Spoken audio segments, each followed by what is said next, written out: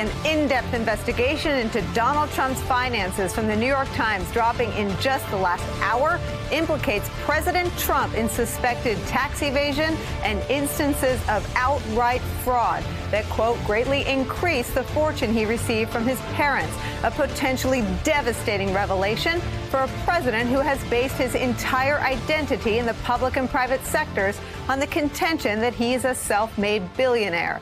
The stunning report is the result of an exhaustive investigation by the New York Times based on what it describes as a vast trove of confidential tax returns and financial records. It's the first comprehensive look at the president's entire financial history. The report reveals that Trump received the equivalent today of at least $413 million from his father's real estate empire, starting when he was a toddler and continuing to this day, adding that much of this money came to Mr. Trump because he helped his parents dodge taxes. He and his siblings set up a sham corporation to disguise millions of dollars in gifts from their parents. Records and interviews show. Records indicate that Mr. Trump helped his father take improper tax deductions worth millions more. An attorney for President Trump forcefully denies the litany of allegations laid out by the Times, saying, quote, "The New York Times allegations of fraud and tax evasion are 100% false and highly defamatory. There was no fraud or tax evasion by anyone.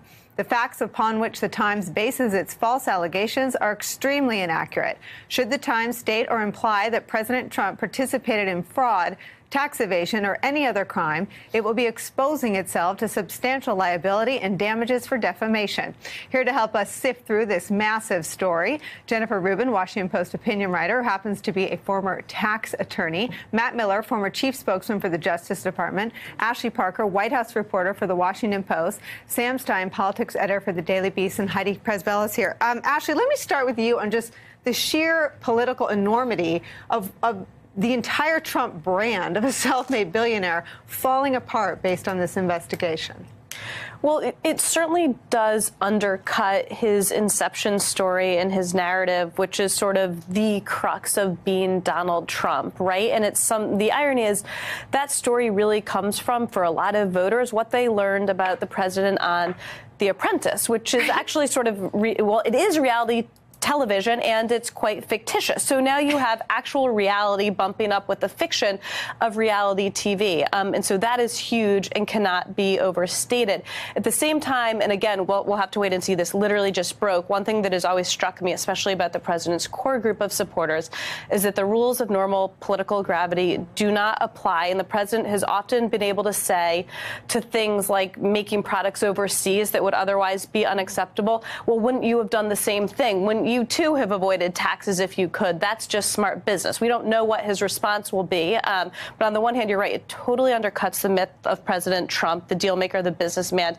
And on the other hand, it'll be interesting to see if the president can find a way to talk his way out of this. And let's see, it's not just his identity based on his time in reality television. It was one of his central messages on the campaign trail. Here's Donald Trump talking about being self-made.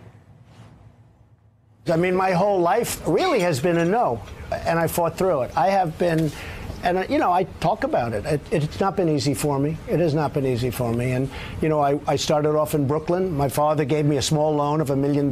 My father gave me a very small loan in 1975, and I built it into a company that's worth many, many billions of dollars with some of the greatest assets in the world.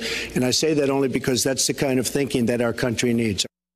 I may have to watch that a few times to get through this hour, but let me contrast his public statements, which often struggle with the truth, with the first couple paragraphs of this New Times investigation. The president has long sold himself as a self-made billionaire, but a Times investigation found that he received at least $413 million in today's dollars from his father's real estate empire, much of it through tax dodges. President Trump participated in dubious tax schemes during the 90s, including instances of outright fraud that greatly increased the fortune he received from his parents. Sam. Yeah. Here's the thing. I think you can say you're going to, you know, have a certain position. You can say you're going to build a wall and then never build a little wall. You can say you're going to, you know, do this or that. But I don't think you can say you're self-made and actually be someone who inherited $443 million. You want to bet? I bet Trump will do it. No, I mean, for a lot of people who've watched this sober-mindedly, this is nothing new. We knew that you know, he was an inheritor of immense wealth, that his father helped bail him out on numerous occasions. Well, he was that 8 went through when he became a millionaire. According to this story, by age 3, he was earning $200,000 a year. In today's money, a millionaire by age 8. Maybe he, you know, I don't know, maybe he was really good at, like, building those train sets. But, you know, to Ashley's point, voters seem to not really care. For me, you know, what's remarkable about this, and I'm looking at it in a meta sense, is, you know, one of the things that is remarkable is that why did it take so long for something like this to come out about his background? I mean, this is instructional. This is about who he is. It's foundational to his story, and yet we're just now getting this stuff. And the reason is because Donald Trump, unlike any other person who's ever run for president before, comes from a different type of universe. So people who are always looking into his past, the opposition researchers on different campaigns, had a lot of trouble digging into stuff because the paper trail is so Byzantine and complex, as opposed to a politician who has votes or took donations. Let me read. The Times addresses just your point. Let me read that, and then we'll pick this up. So they report to the top of the story, a handful of journalists and biographers, notably Wayne Barrett, Gwenda Blair, David K. Johnson, and Tim O'Brien, have challenged Trump's story, especially the claim of being worth $10 billion. They described how Mr. Trump piggybacked off his father's banking connections to gain a foothold in Manhattan real estate. They poked holes in his go-to talking point about the $1 million loan, citing evidence that he actually got $14 million. They told how Fred Trump once helped his son make a bond payment at an Atlantic City casino by buying $3.5 million in casino chips. But the Times investigation of the Trump family finances is unprecedented in scope and precision, offering the first comprehensive look at the inherited fortune and tax dodges that guaranteed Donald J. Trump a gilded life. The reporting makes clear that in every era of Mr. Trump's life, his finances were deeply intertwined with and dependent on his father's wealth. Yeah, and there's some data, there's some anecdotes in here that just boggle the mind. For instance, setting up this, essentially what is a shell company, ostensibly designed to do all of the purchases for the properties that they had in Fred Trump's empire, but really making no purchases at all, claiming the purchases were made, and just transferring the money to Donald Trump and his siblings. I mean, that is just gross evasion of taxation. There's another anecdote about Donald Trump trying to essentially take his father's will, manipulate it so that he would become the sole inheritor, and his own sister, at his father's instructions, looking at it and saying, you know what, this doesn't pass the smell test. Now, those are biographical character assessments that could maybe resonate with voters, but I think they might get lost in the business. All right, hang on. On the phone now, we have one of the reporters who broke this story, David Barstow, a Pulitzer Prize-winning senior writer at the New York Times.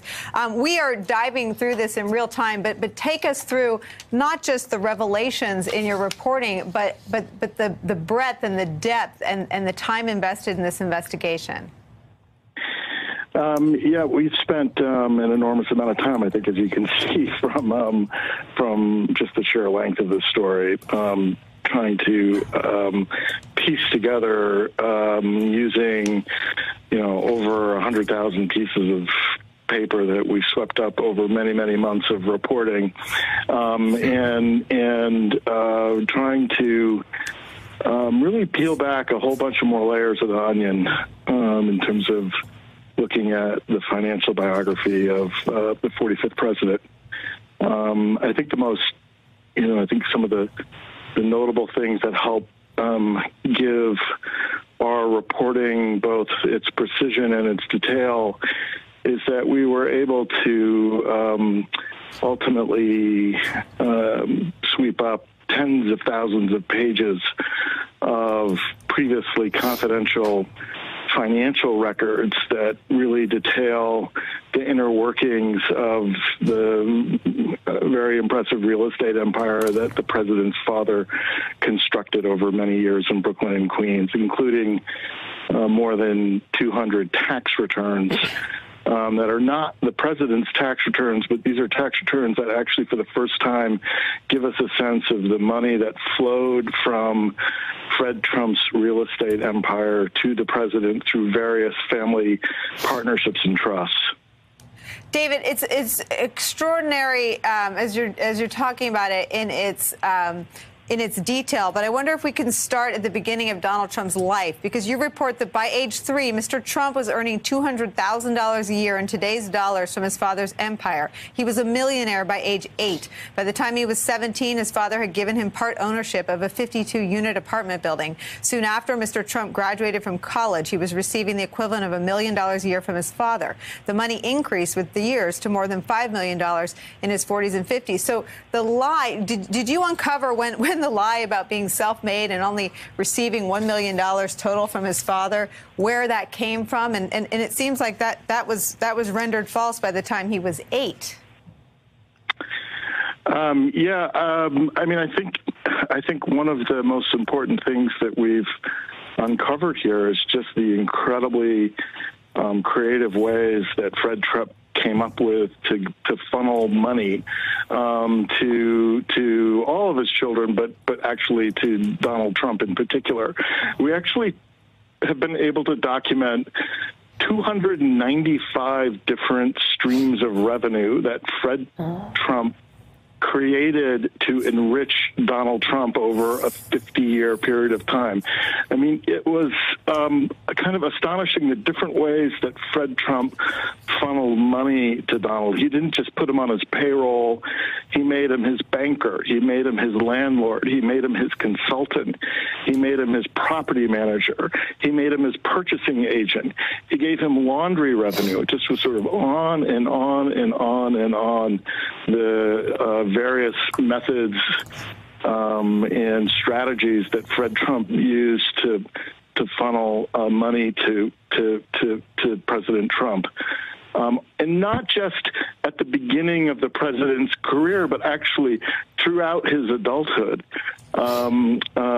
We could see and trace through the documents that we obtained that when the president was in trouble, Fred Trump was there and, supporting him with additional monies. When Donald Trump was taking on big new projects, Fred Trump was sort of the silent partner behind the scenes, helping him out with loans and et cetera. I mean, we've traced $413 million in direct financial support that Fred Trump gave to his son over multiple decades. This, of course, is also the president who I think we all got very familiar with on the campaign trail, saying he started with $1 million loan from his father and parlayed that into this $10 billion empire. A complete fiction. I found this section of the piece that you were just talking about, and I want to read this to you and talk about it some more. All told, the Times documented 295 streams of revenue that Fred Trump created over 5 decades to enrich his son. In most cases, his 4 other children benefited equally. But over time, as Donald Trump careened from one financial disaster to the next, his father found ways to give him substantially more money, records show. Even so, in 1990, according to previously secret depositions, Mr. Trump tried to have his father's will rewritten in a way that Fred Trump, alarmed and angered, feared could result in his empires being used to bail out his son's failing businesses. So another myth destroyed. His father was there to bail him out from his failures, it would seem. Yeah, and I think the other extremely important piece of this story is that the amount of money that flowed from Fred Trump to Donald was significantly increased by a number of certainly legally dubious and certainly in some cases just outright fraudulent tax schemes that the president participated in. That was kind of another piece of this was understanding that the inheritance that Donald Trump received from his father, both in gifts and ultimately after Fred Trump passed away, that inheritance was significantly increased by a variety of tax schemes that the various tax experts we consulted with described to us as improper, in some cases probably illegal. Hey there, I'm Chris Hayes from MSNBC. Thanks for watching MSNBC on YouTube. If you want to keep up to date with the videos we're putting out, you can click subscribe just below me or click over on this list to see lots of other great videos.